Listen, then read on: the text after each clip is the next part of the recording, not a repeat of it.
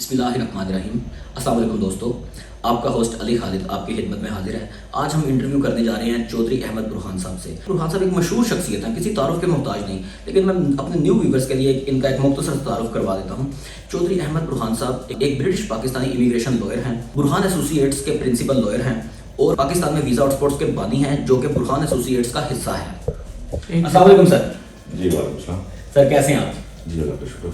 Sir सबसे पहले तो हम आपके मशहूर हैं कि आपने अपने कीमती वक्त में से हमारे इंटरव्यू के लिए टाइम निकाला, आपका बहुत शुक्रिया। अब हमारे न्यू व्यूअर्स को अपने बारे में कुछ बताएं।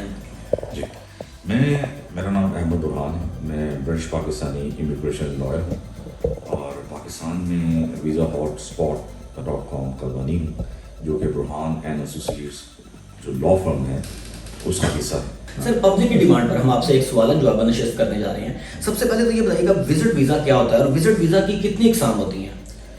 विजिट वीज़ा एक ऐसा डॉक्यूमेंट होता है जिसकी बेस पे आप फॉरेन कंट्री में विजिट करने के अहल होते हैं।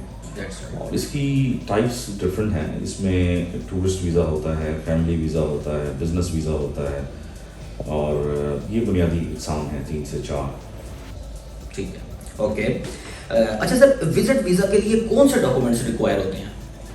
जी विजिट वीज़ा डिपेंड करता है किस कैटेगरी में आप अप्लाई कर रहे हैं। इसमें अगर आप सिर्फ विजिट वीज़ा को ही लें, उसमें टूरिस्ट वीज़ा है तो उसमें आपको होटल बुकिंग, फ्लाइट बुकिंग, आपका जो है इंटेंशन के भी आप वहाँ पे जा रहे हैं and then you are going for that specific purpose और आप वो करके आप वापस आ जाएंगे। उसके अलावा आपकी बैंक स्टेटमेंट, आपका जो है ties with your own native country और फिर आपके टाइज जो फाइनेंशियल टाइज जो है आपके कितने स्ट्रॉन्ग है पाकिस्तान से, अगर आप पाकिस्तान से अप्लाई कर रहे हैं तो ये बुनियादी डॉक्यूमेंट्स हैं जो इसके साथ लगते हैं। उसके अलावा कुछ प्रॉपर्टी डॉक्यूमेंट्स हैं। अच्छा सर ये बताइएगा कि विजिट वीज़ा की कॉस्ट क्या होती है?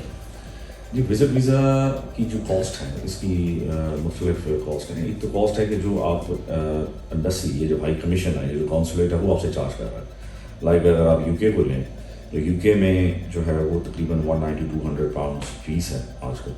उसके अलावा जो फ़ीस हैं उसमें अगर आप किसी ने इमिग्रेशन लॉयर आपने हायर किया है या आपने कोई कंसल्टेंट हायर किया है तो उसकी अपनी फ़ीस होती है।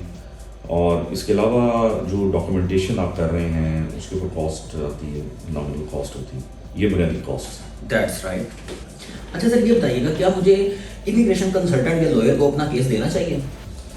जी मेरे निगाह में बिल्कुल आपको देना चाहिए। देखिए कि एक स्पेशलाइज्ड आप फील्ड का बंदा है, एक लाइक स्पेशलिस्ट डॉक्टर होता है, इस तरह एक स्पेशलाइज्ड लॉयर है या स्पेशलाइज्ड वो कंसल्टेंट है, वो इमिग्रेशन को समझता है, जो उसकी बारीकियों को इन्स एंड आउट और जो उसके प्रॉस एंड कॉन्स और जो उसकी एप्लीकेशन ऑफ द लॉ है उसे समझता है, तो आपको बिल्कुल आपको हायर करना चाहिए, आपको इंगेज करना चाहिए। वो आपको बहुत सारे जो उसके नुकसानात हैं या जो उसमें कमियां हैं या उसकी जो मैंडेटरी चीज़ें हैं वो आपको बताने में काफ़ी मददगार साबित हो सकता है, जिसकी वजह से आपके सक्सेस के चांसेस, केस के सक्सेस के चांसेस आपके बढ़ जाते हैं।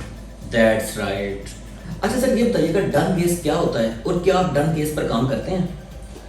जी देखिए हम I am professional immigration lawyer. हम जो है वो ऑरली फीस या हमारे केस फीस के ऊपर हम केस लेते हैं। डन बेस जो है वो दैट इज़ समथिंग एंड मेरे निगाह में इलीगल टर्म है, क्योंकि उसमें मासूम लोगों से लोग जो हैं एजेंट हजरात और जो नॉन क्वालिफाइड लोग हैं वो लाखों रुपया इकट्ठा कर लेते हैं। आपको भी पता होगा, स्टोरीज आती रहती हैं। और उसमें अगर एक लॉयर है आपसे वो एक नॉमिनल फ़ी चार्ज कर रहा है बट आप वो लाखों में फ़ीस उसे दे रहे हैं और उसके बाद वो लेके आपको पता है वो गायब हो जाते हैं और ये वो। तो इसमें डन बेस जो है वो हम नहीं करते, एब्सोल्युटली नो। और हम जस्ट केस फीस चार्ज करते हैं एंड उसके ऊपर हम बेहतरीन कोशिश करते हैं अपने क्लाइंट के लिए कि वो कामयाब हो। उसमें हमारे बेशुमार हमारे सक्सेसफुल क्लाइंट्स हैं जिन्होंने मल्टीपल वीज़ाज लिए, जिन्होंने इमिग्रेशन में सक्सेस हासिल की। तो हम जस्ट प्रोफेशनल काम करते हैं, डन बेस इलीगल काम हम नहीं करते। नाज़रीन पॉइंट टू बी नोटेड, यहाँ पर डन बेस काम नहीं किया जाता, यानी कोई इलीगल एक्टिविटी नहीं की जाती। आपसे पहले लाखों रुपया, कोई 20-30-40 लाख रुपया नहीं लिया जाता, बल्कि आपको एक नॉमिनल सी केस फीस चार्ज की जाती है। इसलिए आप पूरे एतमाद से बुरहान साहब को, इनकी वीज़ा हॉटस्पॉट्स कंपनी को, इनकी वीज़ा हॉटस्पॉट्स कंपनी में पूरे एतमाद के साथ अप्लाई कर सकते हैं। अच्छा सर ये फरमाइए क्या मुझे विजिट वीज़े पर दूसरे मुल्कों में काम करने का मौका मिल सकता है? देखिए विजिट वीज़ा पे कोई भी मुल्क जो है वो आपको काम अलाउ नहीं करता, क्योंकि आप किसी भी मुल्क में आप जा रहे हैं तो आपका कॉज है, या तो आप टूरिज़म के लिए जा रहे हैं, या आप अपनी फैमिली को मिलने जा रहे हैं, या आप किसी बिज़नेस ट्रिप पे जा रहे हैं, तो उसमें आपको काम करने की जो है वो इजाज़त नहीं होती। और ये इमिग्रेशन लॉज में उनके आता है हर कंट्री के। अगर आप इसे ब्रीच करेंगे तो that is considered to be a crime. तो ये आपको नहीं करना चाहिए, किसी को भी नहीं करना चाहिए। तो ये मेरी आपके तवज्जो से नाज़रीन को एक इंफॉर्मेशन है कि वो किसी भी इलीगल एक्टिविटी की तरफ ना जाए, क्योंकि कुछ ममालिक जो हैं वो अगर आप इमिग्रेशन लॉज को ब्रीच करेंगे तो वो आपको बैन कर देंगे। लाइक यूके जो है, अगर आप वहाँ पर कोई भी एप्लीकेशन में कोई इस तरह का काम आप करेंगे या वैसे मामला आप इलीगल एक्टिविटी में शामिल हैं तो आपको काफ़ी हद तक वो फिर बैन कर देते हैं। वेरी राइट नाज़रीन, आप इस सवाल जवाब नशिस्त से बखूबी अंदाजा लगा सकते हैं, लिहाजा आप बाएतमाद तरीके से वीज़ा हॉटस्पॉट में अप्लाई कर सकते हैं।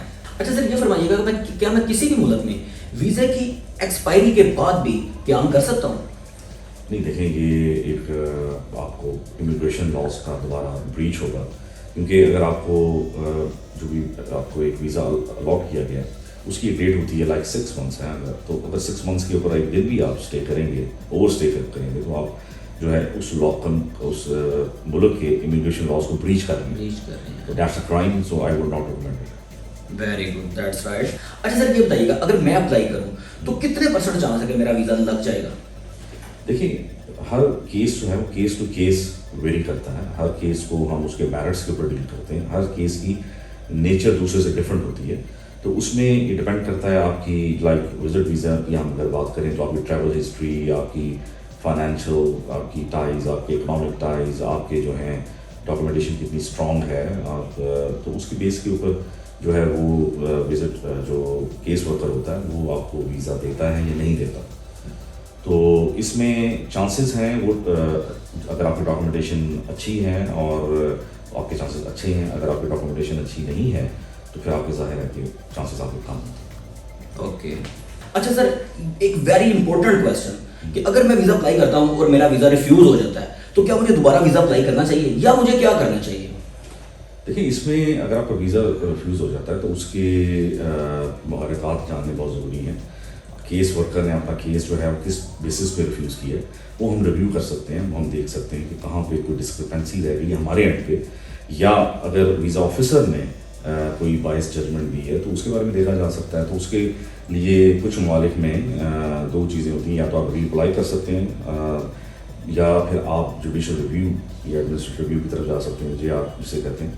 तो ये डिपेंड करता है, अगर आप वो गलती पे हैं और हम उस जुडिशल रिव्यू के लिए जा सकते हैं कोर्ट में कि भी इस वीज़ा ऑफिसर ने हमारे क्लाइंट के साथ वो सही फैसला नहीं किया।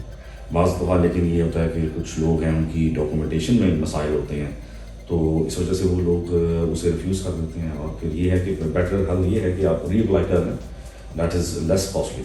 But if you go towards like judicial review in the court and other things, तो वो ज़रा कॉस्टली हो जाता है। That's right. अच्छा, ये फरमाएं कि रीअप्लाई करने में क्या कैंडिडेट की इमेज खराब तो नहीं होती या उसको वही स्लोप किया जाता है जो पहली दफ़ा में होता है? नहीं, उसमें कुछ देर टाइम यानी कि लेके अपनी डॉक्यूमेंटेशन या जहाँ पे वो डिस्क्रिपेंसी है उसे ठीक करके आप दोबारा रिप्लाई कर सकते हैं और कामयाबी भी मिल सकती है। Yes, why not, yes.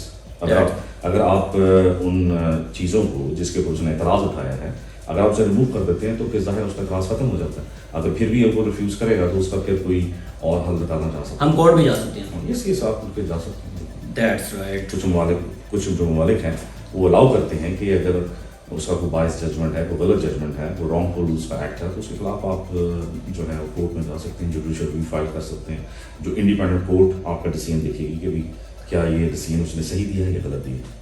That's right. Viewers, आप नोट कीजिए कि वीज़ा हॉटस्पॉट के थ्रू अप्लाई करने में आपका ये फ़ायदा है कि एक British Pakistani immigration lawyer already एक तजर्बा रखने के बावजूद आपके साथ है, और अगर रिफ्यूज़ल भी होता है तो वो तब भी फुल एंड फ्लज आपको इंसाफ दिलाने में, चाहे वो दूसरे मुल्क के कोर्ट से ही क्यों ना लेना पड़े, वो फुली आपके साथ हैं।